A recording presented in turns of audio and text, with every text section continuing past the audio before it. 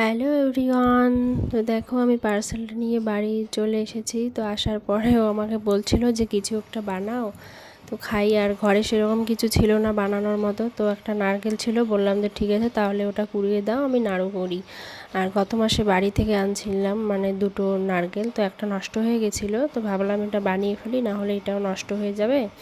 তো তারপর দেখো আমরা মানে কমপ্লিট মানে নাড়ু বানাচ্ছি। তো নাড়ু বানানোর পর এই যে বসেও পড়েছি খেতে। আর একটা নারকেলের এই যে এই কটা নাড়ু হয়েছে। তো তারপর নাড়ু খাওয়ার পরে আমি এই যে পার্সেলটা নিয়ে বসে পড়েছি আনবক্সিং করার জন্য। তো আমি তো ভীষণ এক্সাইটেড। তো তোমরাও দেখো কি অর্ডার করেছি। তো আনবক্সিং করার পরে দেখব যে জিনিসটা ঠিক এসছে কি না। তো দেখো, এতক্ষণে তো দেখে মানে বুঝেই গেছো হয়তো যে কি অর্ডার করেছি। তো খোলার পরে সেটিং করে দেখব ঠিক আছে কি নাই।